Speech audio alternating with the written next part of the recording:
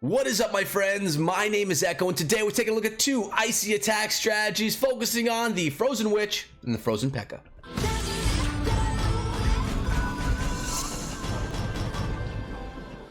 And the plan here, guys, is to see which attack strategy your boy likes best. So we're going to get into that in a moment, but I want to let you know we are in One Hive Invicta, not the first video we've done here this week. If you've missed videos prior, make sure you check out the Clash of Clans playlist on the channel so you can check out what went down here. Definitely some amazing attacks. On top of that, guys, you're going to want to sub the channel for daily videos focused on strategy, focused on Clash of Clans, focused on multiple videos per day. If you need entertainment, guys, there's plenty of that stuff here, so make sure you sub with that bell on. Now, let's head on over to the war scene and see exactly what went down. They faced up against Clantanimo Bay in a random spin, so we're not talking about an arranged war or a league war or anything like that. So let's start things out right here. We have Bigums coming through right here with a Frozen Witch attack. The first one of the day. We have 3 attacks to share. 1 Frozen Witch, 1 Frozen Pekka. That's really the feature of the video. And then a nice Hog attack I wanted to share as well.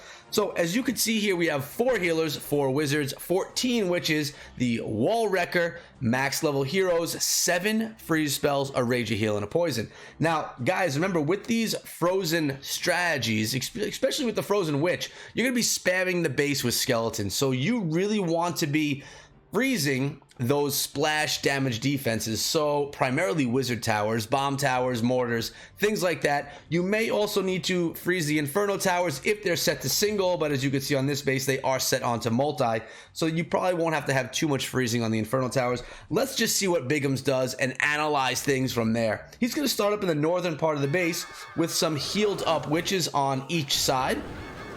And they're going to establish that funnel, take down the sides of the base, and allow the primary attack to go down the core of the base.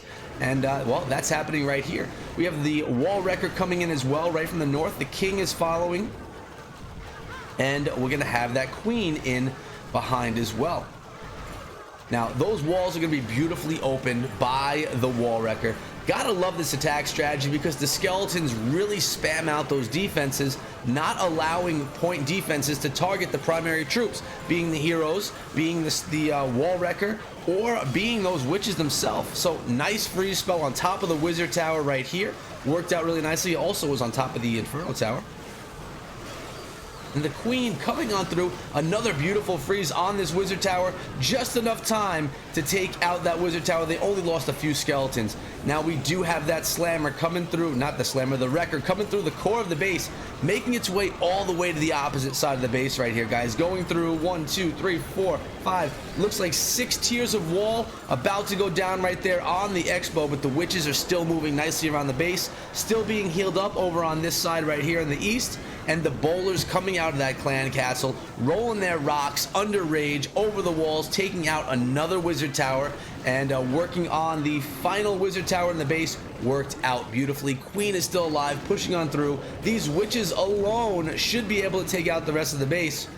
Really, guys, there's only 1 Tesla left. Beautiful attack done by Bigums here. So when we're talking about Frozen Witch, we're talking about spamming the base. Looks like we have 2 Tesla, not just 1.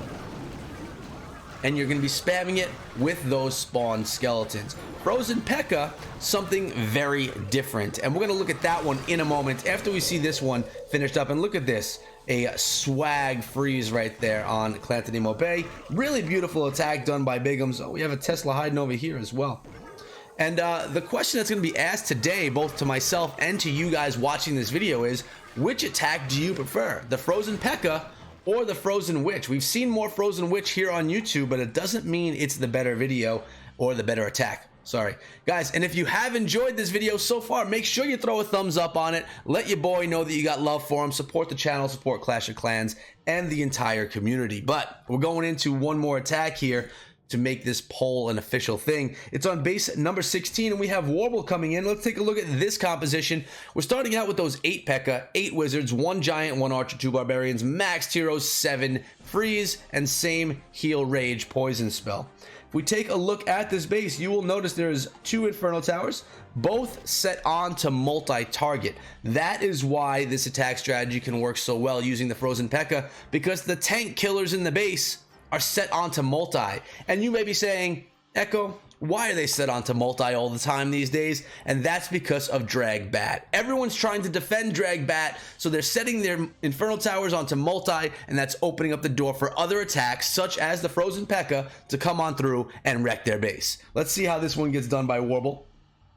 And we do have an anti 3-star design right here. Giants on the outside of the base. This was clearly hit before, knowing that that Tesla was over there. The Giants and that Archer get to take that down. Now we have the Pekka coming in from the southeastern side of the base, pushing straight in right here with the wall wrecker behind. Beautifully done. All those Pekka, I mean, think about it, guys. That is a lot of stomping power going through the center of the base. If they take the funnel of that wrecker, it's going to be GG. And, well, we do have 3 of them going around the outside. Looks like we have 3 going into the core of the base. 1 trying to work its way through here. Nice job with the free spell on the multi-target Inferno Tower. Wizards right here working on that Ice Golem. Not able to get to that dragon, unfortunately. But the Queen, she's not even near it. But will she turn? I believe that Queen is going to turn here and go in onto that dragon. She's about to do that in a moment after she takes out that Wizard Tower. Here she goes on the cannon. Then she's going to take out that dragon. And that fear is going to be gone. So that's something you do need to worry about when you're going in with Frozen Pekka. You only have 1 troop besides a handful of wizards that can deal with an air clan castle, and that is the Queen. The siege machine did go down, and we have those bowlers going ham with those Pekka under rage as well. Pekka under rage are a scary sight.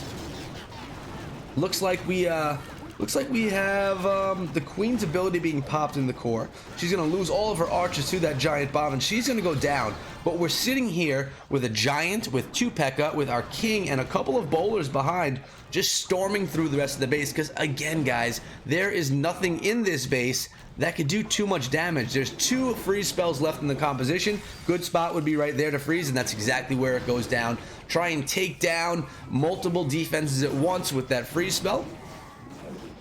And that Wizard Tower is not going to be able to do too much damage. It doesn't pack a big punch against tanks. It really is vulnerable, or it is troops that are vulnerable are those witches and those skeletons that come from those witches. Alright, so we have a few compartments to get through here with only 2 bowlers that can roll over the walls. So let's see. Alright, the bowlers are able to roll over those 2 walls right there. Beautiful freeze spell, stopping both of those defenses, taking that Wizard Tower out of commission completely, and now popping through the wall. The bowlers are going to be able to roll their rocks right over the top, take out that Expo, and call it a triple for Warble on this Town Hall 10 base. Now, definitely not as dominating as an attack as we saw prior with the Frozen Witch. So I have to tell you guys, well, I guess I should say I have to ask you guys, which one do you prefer? I want you guys to let me know in the comments below. Is it going to be Frozen Witch or Frozen Pekka? Obviously, guys, it's base dependent. Certain bases will be better for one or the other, but overall, in general, which one do you guys prefer? Now, while you think about that and you ponder in your mind, thinking about all the scenarios you could have yourself in, I'm going to show you a great hog attack that I just had to show from Frank. And we're going to take a look at this composition. You got your wall wrecker, you got 2 golem, 28 hogs, 10 wizards, 40 heroes, 4 heal, 1 rage, 2 poison. This attack is a gorgeous one. We have multi-target infernos again in this base. I don't know, guys. I don't know what to do with the Inferno Tower situation. I feel like you're damned if you do, you're damned if you don't. If you put it on single, you're gonna have the drag bat come through. If you set it on multi, you're gonna have attacks such as this coming through. So either way, your base is gonna be vulnerable to some type of attack, which is a good reason why it's important to be able to attack with multiple different strategies in Clash of Clans. Wall wreckers coming through. We have the king and queen supporting behind, the golems lagging behind that, unfortunately. Not doing much tanking right now. And we do have the golem tanking that Wizard Tower, and the king, oh, that's the enemy king right there. Whoops. We have our heroes pushing into the core of the base. Now remember, well, we do have some hogs coming in already as well. I was talking too much and I didn't pay as much attention to the attack. I'm sorry about that. What you're trying to do with the kill squad in these attacks is hollow out the base so the hogs can just run around the outside. You can heal them along the way, and it'll be a good day in Clash of Clans because you'll 3-star the base. But it really is all about narrowing down the base or hollowing out the base, making it a U-shaped or a horseshoe shape so that the hogs can just rush on through. Now, we do have 2 heal spells left. One is being used right here, right by that bomb tower. Smart move for sure. And the final one is going to be right here on top of the Tesla and on top of that cannon. Giant bomb sitting in there as well, so great placement on the heal spell. We're about to have those last defenses go down. Looking at 78% of the base taken down right now, but the Hogs already starting to work on buildings that don't fight back. So a really great attack that I wanted to share with you guys, because Hogs, guys, we don't see as much Hogs as we normally do because of these drag bat attacks. We've been seeing so much drag bat that attack strategies that we were used to all the time, such as Hogs, we don't see as much of. So we had to bring them back into the light to show that they are still viable. The older attack strategies, guys, are not dead right now. They're just being overshadowed by things like drag bat. So like we said earlier, One Hive Invicta won this war versus Clantonimo Bay 78-76, and I want to say thank you to One Hive Invicta for having me over yet again to share some amazing attacks with the YouTube community who are all trying to get better. And guys, if you are trying to get better and you enjoyed this video, make sure you share it with your clanmates so they can get better along with you. Also remember, guys, you can find me over on Discord. The link is there or in the description below, or you can hit me up on Twitter at Echo Through Me. You know I hang out on Twitter all the time, guys. But that's been it. Hope you enjoyed the video. Always remember, you can save yourself 10% on G Fuel products at gfuel.com using code ECHO. Make sure you take advantage of it, guys, if you're interested in that G Fuel. But we're out of here, guys. Thank you so much. I'll see you later on today with another video. Until then, be good.